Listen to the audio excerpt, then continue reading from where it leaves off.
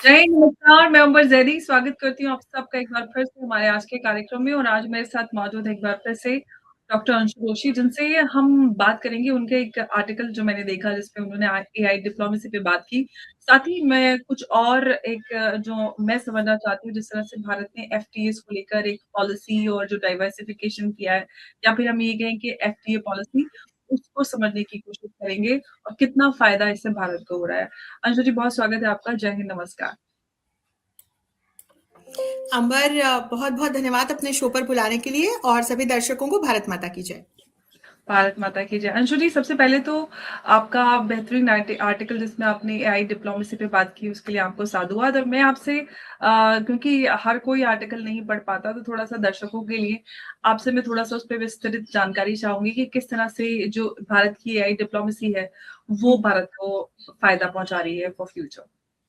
अंबर, पहले तो मैं आपका दिल से शुक्रिया करना चाहती हूँ कि आपने मेरे कॉलम को पढ़ा और मैंने इसमें एआई डिप्लोमेसी नाम देते हुए लिखा है कि भारत किस तरह से अपनी एआई डिप्लोमेसी से एआई इनेबल्ड जो जियोपॉलिटिक्स है, विशेषकर जो भविष्य की जियोपॉलिटिक्स होगी, उसको कैसे एक सकारात्मक मोड़ दे रहा है। तो हमने पिछले दिनों देखा कि कैसे नई दिल्ली में भारत ने अंतर्राष्ट्रीय एआई समिट को होस्ट किया।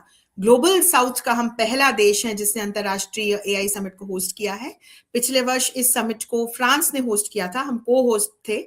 और अभी तक जब हम आर्टिफिशियल इंटेलिजेंस की एज ए टेक्नोलॉजी बात करते हैं, तो इसके नियमन को लेकर के, इससे जुड़े हुए फ्रेमवर्क्स को लेकर के, इससे जुड़ी हुई चुनौतियों को लेकर के, इसके यूज को लेकर के, इसके मिसयूज को लेकर के जो भी बातें होती हैं, विशेषकर अंतर्राष्ट्रीय स्तर पर, तो इस पे हमने देखा कि जो पश्चिमी देश हैं, जो ताकतवर देश हैं, वो अपना एक कहीं ना कहीं दबदबा या अपना एक असर्टिव रुख लेकर के वे बात करते हैं।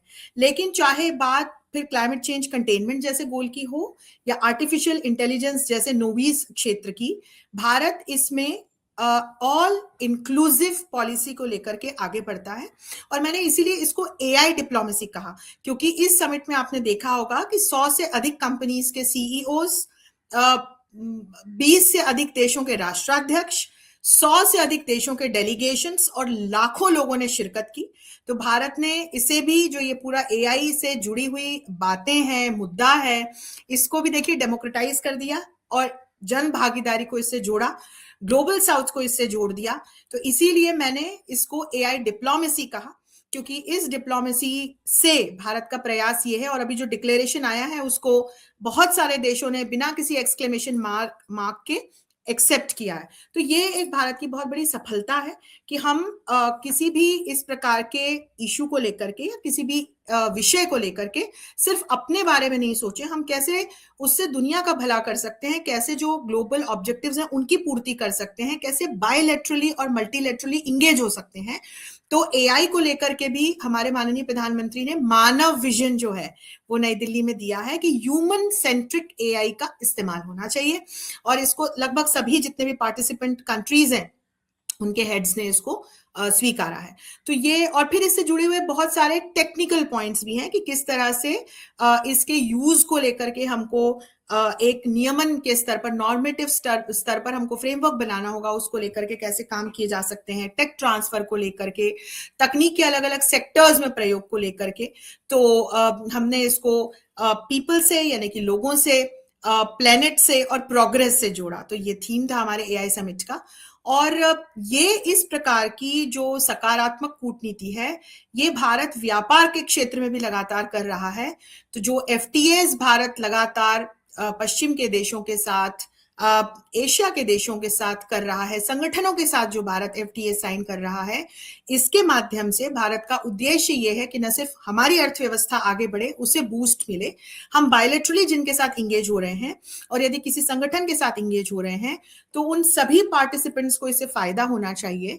हमारा मार्केट डाइवर्सिफाई हो, हमारी आउटरीच बढ़े, विशेषकर जिस तरह से ट्रंप ने हम पर प्यूनिटिव मेजर्स लगाए, उसके बाद हमारे पॉलिसी मेकर्स को ये बात समझ में आ गई कि किसी एक देश या संगठन पर हम डिपेंडेंट नहीं रह सकते। तो यही कारण है अंबर कि आप यदि पिछले 2-3 वर्षों में देखें तो बहुत जल्दी जल्दी, अभी ईयू के साथ हमने mother of all deal sign की है, बहुत बड़ा एफटीए है जो ईयू के साथ हमने साइन किया। इसके पहले हमने एफ्टा यानी कि यूरोपियन फ्री ट्रेड एसोसिएशन, जिसमें कि आइसलैंड, लिंगनस्टीन, नॉर्वे और स्विट्जरलैंड पार्टिसिपेंट देश हैं, उनके साथ हमने एफटीए किया है अक्टूबर में। ओमान के साथ हमने एक महत्वपूर्ण एफटीए किया है, न्यूजीलैंड के साथ किया, यूके के साथ किया, यूएई के साथ किया, ऑस्ट्रेलिया के साथ हमारा कॉम्प्रहेंसिव इकोनॉमिक पार्टनरशिप अग्रीमेंट है, मॉरिशस के साथ यही सेपा है, आसियान के साथ है, जापान और साउथ कोरिया के साथ है। और इसके अलावा बहुत बहुत महत्वपूर्ण बात ये कि गल्फ कोऑपरेशन काउंसिल के साथ हमारा एफटीए फाइनलाइज्ड फेज में है। तो जीसीसी के साथ भी एक बहुत अच्छी खबर हमें आते हुए मिलेगी आगे आने वाले दिनों में। लैटिन अमेरिका का जो प्रमुख ट्रेड ब्लॉक है मर्कोसुर, उसके साथ भी हमारा एफटीए लास्ट राउंड में नेगोशिएशन के है। कनाडा के साथ, ब्राजील के साथ और साकू यानी कि साउथ अफ्रीकन कस्टम यूनियन जो है, इसके साथ भी एज अ ऑर्गेनाइजेशन हम एफटीए साइन करने वाले हैं। तो ये जो एफटीए है, इसके माध्यम से टैरिफ कम करके, टैरिफ और नॉन टैरिफ जो बैरियर्स हैं उनको हटा करके इन्वेस्टमेंट बढ़ाना, एक दूसरे के मार्केट्स को फायदा पहुंचाना, मार्केट को के एक्सेस को बढ़ाना, सप्लाई चेन्स को निर्बाध बनाना, ये कुछ ऐसे प्रमुख लक्ष्य हैं जिनके साथ हम लगातार आगे बढ़ रहे हैं। तो इस एफटीए को भी जो एक्सपर्ट्स हैं इंक्लूडिंग भी, हम लोग इसको एक एफटीए डिप्लोमेसी का ही नाम देकर के बात कर रहे हैं। बिल्कुल। अब यहाँ पर हमने जो भारत और अमेरिका के बीच में अब डील साइन होने वाली है, और अभी हमने देखा कि जो अमेरिका की सुप्रीम कोर्ट है उसने ट्रंप के को लेकर जो फैसला आया, और उसके बाद ट्रंप भी काफी उन्होंने पलटवार की और काफी अग्रेसिवली उन्होंने टारगेट किया कोर्ट्स को। और अब वो जो 10% उन्होंने सबके लिए किया था, अब उसको बढ़ाकर 15% कर दिया है। हालांकि उसको लेकर काफी लोगों में कंफ्यूजन था कि एडिशनल वो टैरिफ भारत पे लग रहा है, बल्कि अब ये क्लियर हो गया है कि अभी पहले 10% था, अब ट्रंप ने वो 15% कर दिया और भारत पे कोई और टैरिफ नहीं लग रहा है, जो थोड़ा सा कंफ्यूजन लोगों के बीच में हो रहा है। वैसे ही हम देख रहे हैं कि हमारे देश में अमेरिका और भारत के बीच में जो डील हो रही है उसको लेकर काफी राजनीति हो रही है। मैं थोड़ा सा आप पे इस पे डिटेल जानकारी चाहूंगी लोगों के लिए। अंबर, बहुत अच्छा प्रश्न आपने मुझसे पूछा है, और इसको लेकर के हमने लगातार देखा कि एक कंफ्यूजन की स्थिति, और मैं कहूं कि कंफ्यूजन जानबूझ के भी क्रिएट किया गया, अपने देश में बनी हुई है। हम पहले तो इस बात को समझें कि डील का फ्रेमवर्क आया है, अभी डील फाइनल नहीं हुई है। डील हमको लगभग 19 मार्च तक फाइनल होते हुए दिखाई देगी। हमारा एक डेलीगेशन जो है वो लगातार अमेरिका में है भी, और एक जाने भी वाला है ताकि पॉइंट टू पॉइंट एक एक जो शर्त है, एक एक जो टेक्निकल पॉइंट है, वो इस एफटीए का, इस ट्रेड डील का फाइनलाइज हो। मैं आपको बहुत सरलता से अपने दर्शकों को समझाना चाहती हूँ कि ये जो पूरी एक क्रोनोलॉजिकली यात्रा रही है वो कैसे रही। तो पहले तो हम समझें कि हम 0 से या 1% से लेकर के समझिए कि 8 से 10% का टैरिफ हम पर लगा हुआ था अमेरिका की तरफ से, लेकिन हमारी तरफ से टैरिफ हाई थे अमेरिका पर, इस भी बात को हम ध्यान रखें। फिर ट्रंप ने उन तमाम देशों पर रेसिप्रोकल टैरिफ लगाने का फैसला किया जिनकी तरफ से हाई टैरिफ्स पहले ही अमेरिका पर लगे हुए थे, तो भारत भी उनमें से एक देश है। तो हम पर 25% के टैरिफ हमने वो आते हुए देखे। इसके बाद ट्रंप थोड़ा सा एक अग्रेसिव मोड में हमें आते हुए दिखे। उसके पीछे जियोपॉलिटिकल रीजंस भी रहे, जिसमें हमने देखा कि ईरान के साथ इंगेज होने के बाद पिछले जून में उन्होंने अचानक से पाकिस्तान को अपना मित्र बताना, जताना शुरू किया। मुनीर को उन्होंने लंच पर भी बुलाया था अमेरिका, आपको याद होगा। इसके बाद लगातार भारत के खिलाफ उन्होंने अनर्गल स्टेटमेंट्स भी दिए और प्यूनिटिव मेजर्स भी हमें आते हुए दिखे। तो इसमें फिर हमने देखा कि 25% के अलावा और 25% हम पर टैरिफ थोप दिए गए, कुल 50% टैरिफ हो गए। और कारण ये दिया गया कि हम रशिया से तेल और गैस खरीदते हैं। ट्रंप ये भूल गए कि हमसे ज्यादा तेल और गैस चाइना और तुर्की रशिया से खरीदते हैं। पर बहरहाल आज की तारीख में चाइना पे 37% टैरिफ लगे हुए हैं, और चाइना पर एक क्षण ऐसा भी आया था जब 100% से अधिक टैरिफ की घोषणा ट्रंप ने की थी, तो चीन ने घुटने नहीं टेके थे। उन्होंने कहा आप जितना टैरिफ लगाएंगे हमारी तरफ से भी उतना टैरिफ लगेगा। तो वो एक अलग ही पूरा फिर बात हो गई। तो मैं अपनी बात पर वापस आती हूँ। तो हम पर 50% के टैरिफ हो गए।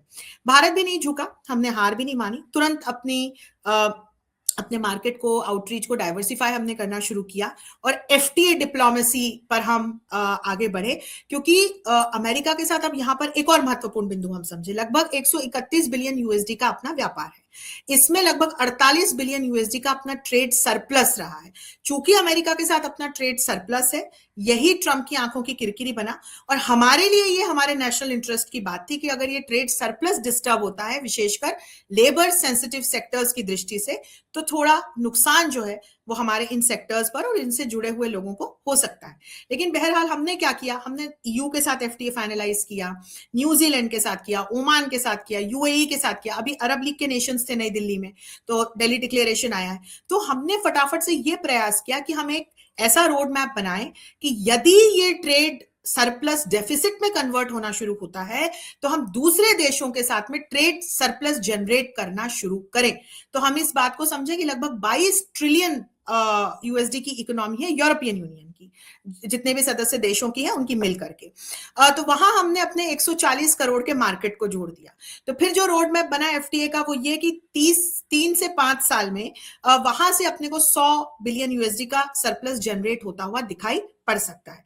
इसी प्रकार से यूएई के साथ, इसी प्रकार से हमने जो एफ्टा के देशों के साथ में किया एफटीए साइन, यूके के साथ जो हमने एफटीए साइन किया, तो फिर हम निश्चिंत थे, हमें पता था कि आगे पीछे ट्रंप को भी समझ में आएगा। तो ट्रंप को दूसरी तरफ ये समझ में आया कि डोमेस्टिक फ्रंट पे लगातार चुनौतियां मिल ही रही थी, वॉर्स में एंगेज हो ही रहे हैं, युद्धों को भी नहीं रुक पाए हैं, पॉपुलैरिटी लगातार कम हो रही है, बाई इलेक्शंस आने वाले हैं, यूएस की इकोनॉमी 30 ट्रिलियन यूएसडी की है, लेकिन जो डेट है वो 37 ट्रिलियन यूएसडी का है। तो जो जीडीपी से डेट का रेशियो है ना अंबर, वो अमेरिका का 124% है। तो ट्रंप बहुत कुछ समझ रहे थे, और भारत के पर इस प्रकार के टैरिफ लगाने के बाद उन्हें बहुत घाटा हुआ, क्योंकि हमारे लिए जो लेबर सेंसिटिव सेक्टर्स है, हमारे यहाँ पर जो लेबर है उसकी अमेरिका के तुलना कीमत बहुत कम है, और अमेरिका में ये जो लेबर सेंसिटिव सेक्टर्स हैं, इनसे जुड़ी हुई जो कॉस्ट है मैन्युफैक्चरिंग की वो बहुत हाई है, तो वहां पर कीमतें बढ़ी। और फिर हमने जो ये मदर ऑफ ऑल डील्स की, और जिस तरह से हम लगातार आगे बढ़ रहे थे, तो ट्रंप को समझ में आया कि हमारे साथ में इस तरह से उलझ के, हम पर इस तरह से 50% का टैरिफ थोप करके ट्रंप को कुछ नहीं मिलने वाला है। तब अचानक फिर ट्रंप की तरफ से अनाउंसमेंट हुआ। तो फिर क्या हुआ, 50% यानी 25 प्लस 25 में से जो प्यूनिटिव 25 थे वो तो उन्होंने तुरंत जीरो कर दिए, और जो रेसिप्रोकल 25% थे उसको उन्होंने 18% कर दिया, जो पहले हमारे 0 या 1 से 8 से 10% थे। अब इसके बाद अब इस पे अफवाहें शुरू हो गई कि भाई जो डील हमने कर ली है उसमें हम तेल और गैस लेना बंद कर देंगे रशिया से, जबकि हमारी सरकार ने अभी तक ऐसी कोई बात ही नहीं करी। फिर ये आया कि नहीं, हम बहुत बड़ा निवेश हमें करना होगा अमेरिका में, जो हम वैसे भी करते हैं, जितने भी हमारे एविएशन सेक्टर से जुड़े हुए पार्ट्स हैं, टेक्नोलॉजी है, डिफेंस से जुड़े हुए इक्विपमेंट है, उनकी कीमत लगभग उतनी ही है जितने के निवेश की हमने इंटेंशन जताया है, हमने कमिट नहीं किया है। और फिर ये भी अफवाहें फैली कि हम अमेरिका पर 0% टैरिफ कर देंगे, जबकि ऐसी कोई बात नहीं, अभी ये सब कुछ फाइनल नहीं हुआ है, सेक्टर्स भी नहीं पता है। ये भी अफवाहें उड़ी कि हमने एग्रीकल्चर और डेयरी का सेक्टर खोल दिया है, जबकि हमने ऐसा बिल्कुल नहीं किया। तो फिर अब क्या हुआ है, अब जो ये 18% टैरिफ है, इन पर भी झटका ऐसे लगा कि सुप्रीम कोर्ट ने, ट्रंप ने एक्चुअली जो ये जितने प्यूनिटिव टैरिफ्स लगाए थे अलग अलग देशों पे इंक्लूडिंग भारत, वो इमरजेंसी पावर का इस्तेमाल करते हुए लगाए थे, वो गैर कानूनी करार दिया अमेरिका के सुप्रीम कोर्ट ने। और आपके साथ ही एक शो पर जब चर्चा हो रही थी, तो मैंने इस बात को, आपको याद होगा, मैंने आपसे कहा था कि अंबर सुप्रीम कोर्ट का वर्डिक्ट अभी पेंडिंग है, आने दो। ये इनफैक्ट कई बार हम इस पे चर्चा कर चुके हैं, और आपने कई बार इसको मेंशन भी किया। ये वर्डिक्ट जब आएगा तब पता चलेगा कि ये टैरिफ जो है ये ट्रंप पर ही बैकफायर होंगे, और उनको यू टर्न लेना पड़ेगा, क्योंकि अपने कानून से बढ़कर के तो वे नहीं है। तो यही एक निर्णय आया। अब इसके बाद ग्लोबली सुप्रीम कोर्ट ने आदेश दिया कि टैरिफ 10% का लगेगा, लेकिन ट्रंप ने क्या किया है ना, ट्रंप ने बहुत चालाकी के साथ सेक्शन 122 जो कि बात करता है ट्रेड डेफिसिट की अमेरिका के, और सेक्शन 301 जो कि बात करता है unfair trade practices by other countries की, तो उसका हवाला देते हुए अभी 15% के टैरिफ में आए हैं।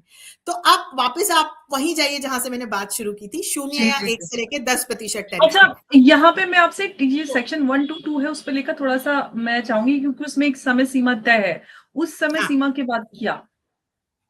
तो इस समय सीमा के बाद आपको अपना जो कानून है, या आपका जो एक लीगली जिस तरह से आपका एक पूरा टैरिफ का जो एक फ्रेमवर्क है उसको आपको फॉलो करना पड़ेगा। तो अभी अगर आप ट्रेड डेफिसिट की बात करके किसी के ऊपर टैरिफ बढ़ा भी दे, तो आपने ये बहुत सही बिंदु जोड़ा कि आफ्टर अ पर्टिकुलर टाइमलाइन आपको फिर कानून के अनुसार अपने टैरिफ्स को क्या बोलना चाहिए, रैशनलाइज करना पड़ेगा।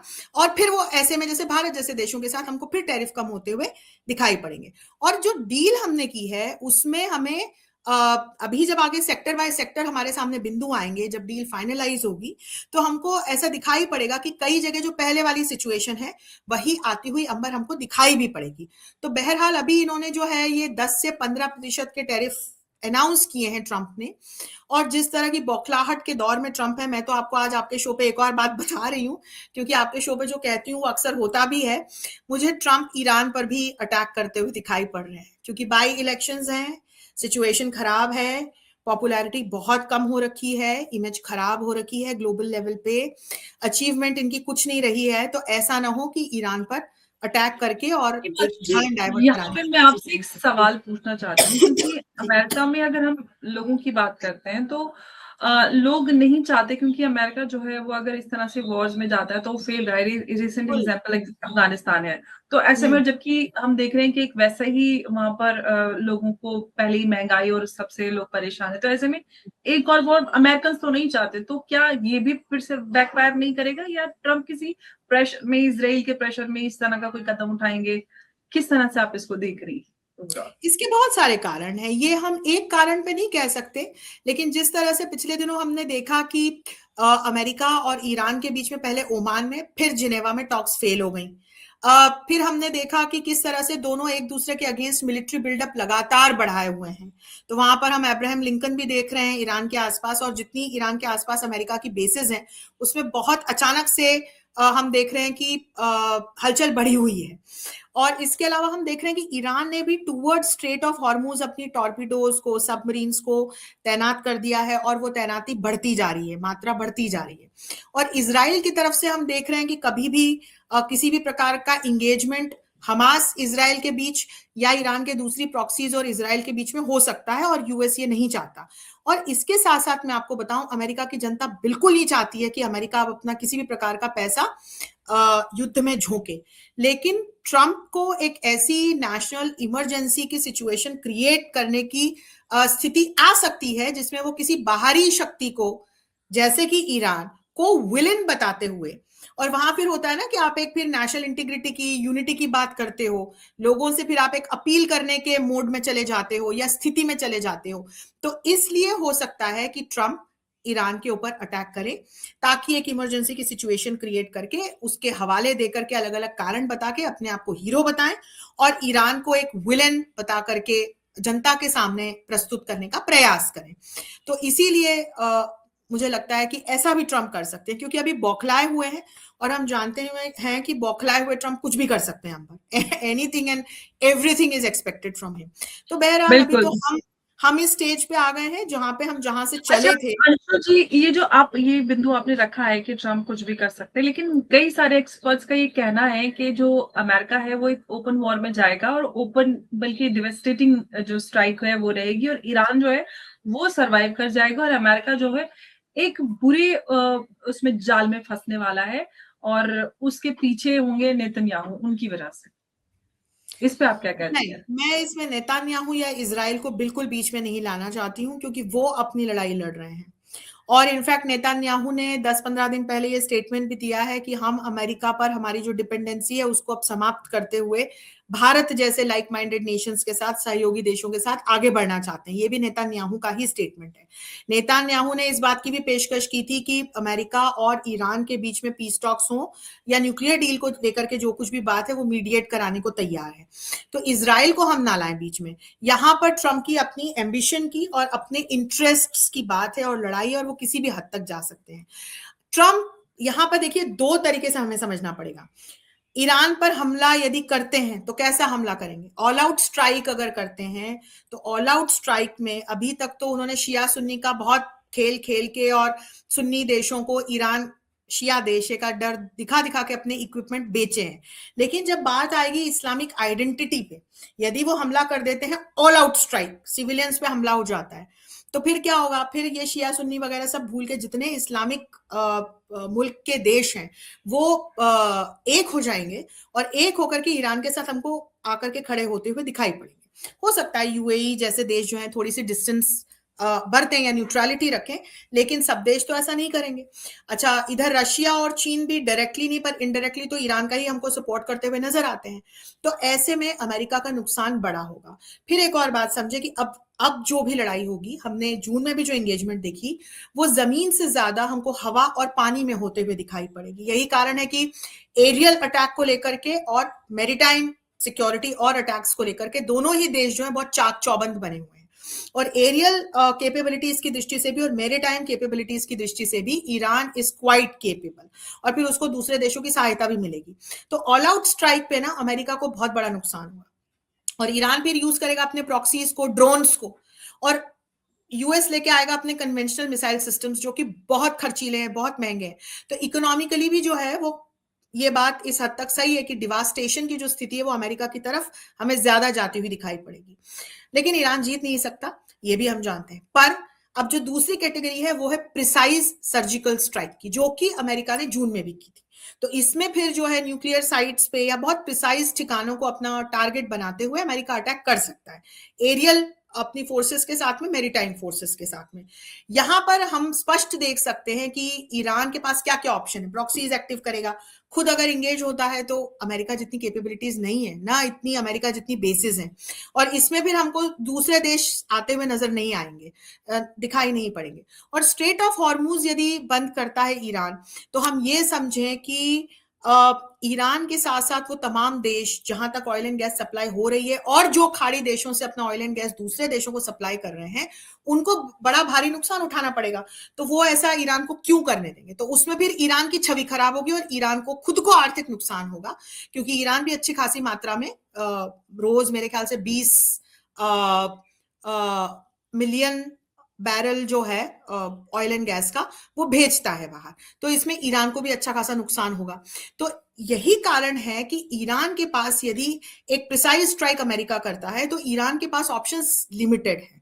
लेकिन अगर अमेरिका ऑल आउट स्ट्राइक की गलती करता है तब फिर ईरान के पास अपर हैंड रहेगा। लेकिन निश्चित तौर पर डिप्लोमेटिकली कोई भी स्ट्राइक ट्रंप करे, इसमें नुकसान अमेरिका का और ट्रंप का होगा। जी, बिल्कुल। लेकिन एक बात ये है कि एक तरफ जो अमेरिका है वो ईरान से न्यूक्लियर एनरिचमेंट पर नाराजगी जता रहा है, दूसरी तरफ रिपोर्ट ये आ रही है जो यूएस कांग्रेसुअल डॉक्यूमेंट अभी रिवील हुए हैं उसमें कि वो सऊदी को न्यूक्लियर हथियार बनाने में मदद कर रहा है। तो इसके पीछे क्या अमेरिका का उद्देश्य है?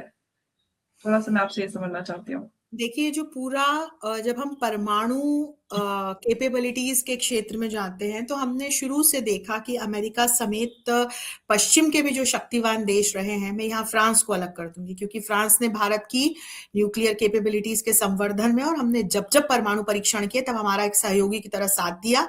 हम पर जब सैंक्शंस लगे तो फ्रांस ने खुलकर भर्त्सना की इन सैंक्शंस की, और जिन देशों ने हम पर सैंक्शंस लगाए, अमेरिका जैसे देशों की भी फ्रांस ने खुलकर भर्त्सना की।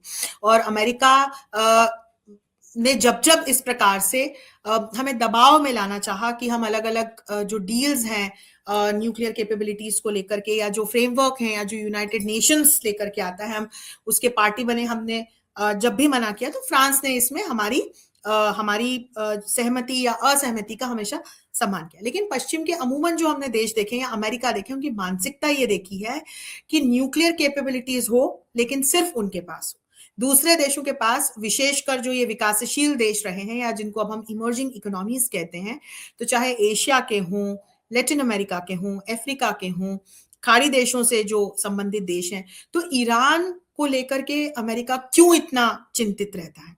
ये यहाँ पर बात कहीं ना कहीं एक कूटनीतिक शक्ति की भी आ जाती है जो न्यूक्लियर पावर आने के बाद एक देश के पास आती है। नॉर्थ कोरिया जैसे देश के ऊपर ट्रंप आक्रमण करने का दुस्साहस क्यों नहीं कर सकते हैं? क्योंकि उनको नॉर्थ कोरिया की न्यूक्लियर कैपेबिलिटीज भी पता है और उनको ये भी पता है कि समय आने पर नॉर्थ कोरिया क्या कर सकता है। तो यही कारण है कि अमेरिका शुरू से नहीं चाहता कि जो न्यूक्लियर कैपेबिलिटीज हैं उनका उपयोग दूसरे देश करें। भले ही शांति प्रिय कारणों के लिए या अपनी एनर्जी जो रिक्वायरमेंट्स हैं उनको पूरा करने के लिए। और जब यहाँ पे बात आती है तो हमने लगातार देखा है कि जब जब भारत ने भी अपनी न्यूक्लियर कैपेबिलिटीज एनहांस की है, अमेरिका की तरफ से हमने विरोध झेला है। तो वही बात है कि जब हम पूरे अब यदि मैं आपको पश्चिमी एशिया के परिदृश्य पे ले चलूं तो Iran is the only country. और अभी जो सऊदी ने पाकिस्तान के साथ डील की थी, आपको याद है, डिफेंस फ्रेमवर्क साइन किया था, उसके पीछे कारण यही था so that it can buy out और rely on Pakistan nuclear capabilities as and when required. तो अब क्या है कि यदि ईरान अपने 60% से अधिक एनरिच्ड यूरेनियम को लेकर के बैठा है, यूएई के अमेरिका के साथ जिस तरह के संबंध है हम सभी जानते हैं, तो फिर अमेरिका को लगता है कि यदि ईरान मेरी बात नहीं सुनता और यदि मैं ईरान की न्यूक्लियर कैपेबिलिटीज को पूरी तरह से कंट्रोल या कंटेन नहीं कर सकता, तो मैं दूसरे प्लेयर को इस रीजन में खड़ा करूं। तो वहां पर किस देश के साथ अमेरिका के सबसे अच्छे संबंध है एक्सेप्ट इजराइल? तो ऐसे देश को, जो कि स्वयं एक मुस्लिम देश हो, एक की प्लेयर हो रीजन का, जिसका अपना एक ऑलरेडी डिप्लोमेटिक से हो, ऐसे देश को मैं एम्पावर करूं, क्योंकि मेरे उसके रिश्ते तो हैं ही बहुत अच्छे। तो यही कारण है कि फिर हम यहां पर इस एक एंगल को भी आते हुए देखते हैं। मैं आपको बताऊं, यदि ईरान ने न्यूक्लियर वेपन्स की घोषणा कर दी, बना ली और घोषणा कर दी, तो फिर खाड़ी देशों में ऐसे बहुत सारे देश हैं, तो हम इजिप्ट की ओर भी देखें और बाकी देशों की ओर देखें, जो फिर अपना यूरेनियम एनरिचमेंट करके अपने न्यूक्लियर कैपेबिलिटीज को वेपनाइजेशन की दिशा में ले जाने का प्रयास करेंगे। क्योंकि यदि एक देश एक रीजन में न्यूक्लियर अस्त्र शस्त्र बना लेता है, तो वो हमेशा दूसरे देश के लिए सिक्योरिटी डिलेमा का कारण होता है, अंबर। और फिर क्या होता है ना, यहां से वो न्यूक्लियर प्रोलिफरेशन या न्यूक्लियर रेस जो है वो तो फिर शुरू होती है। ये भी बात सही है, ये भी बात तथ्य है, क्योंकि रीजनल जो बैलेंस ऑफ पावर है वो भी बना रहना अत्यंत आवश्यक है। बिल्कुल, बहुत बहुत धन्यवाद आपका हमारे साथ इस चर्चा में जुड़ने के लिए। नमस्कार, जय हिंद, जय भारत। नमस्कार अंबर, भारत माता की जय।